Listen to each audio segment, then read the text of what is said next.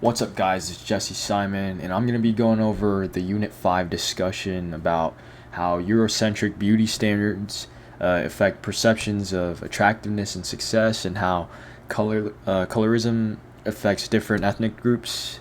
For context, colorism refers to the preference for lighter skin over darker skin within communities of color, and this is where the idea of Eurocentric beauty standards stemmed off of, where lighter skin is often viewed as a more beautiful skin tone than darker tones, and this idea has been promoted, you know, as the ideal through things like media, fashion, even like workplace expectations, and these standards reward people with lighter skin and more white features, which creates hierarchy, which is both racial and social.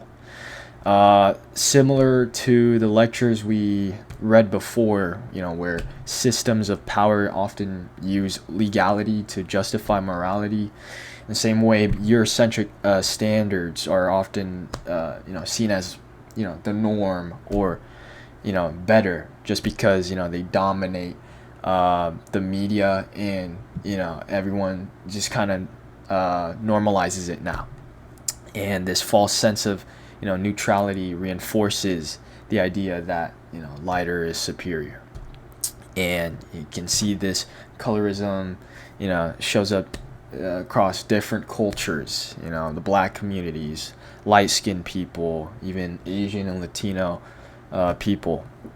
And for example, in Asia, where they have surgeries to change the layout of their eyelids and have them, double lidded to match the features that are similar to Caucasian people.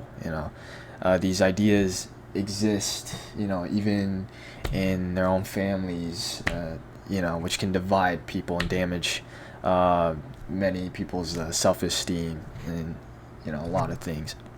And in the long run, colorism deeply affects many areas, including mental health, hiring practices, media representation, and even dating preferences and stuff like that.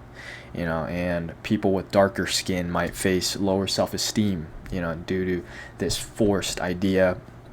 In workplaces, lighter skinned candidates, may be viewed more professional or polished, which affects the job opportunities and pay that different colored people get. And for example, for things like film and television, people with lighter skin tones can be more likely to be casted in lead roles, while darker skinned people are often sidelined and outcasted or ostracized. And in conclusion, these standards and colorism continue to shape how we view attractiveness and success in society. And hopefully recognizing these standards and challenging these standards can be the first step towards creating a more inclusive and equitable society.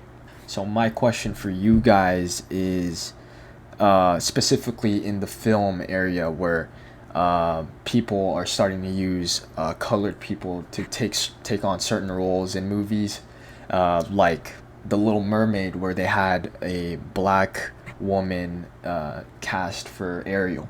Do you guys think that is the way we can normalize and kind of adapt people's perspectives in accepting colored people into this kind of area? Or I've heard some people going against that because Ariel is supposed to be white. She was white, originally in the books and stuff like that. And, people just don't like making that different and stuff like that. I want to hear you guys' opinions on that.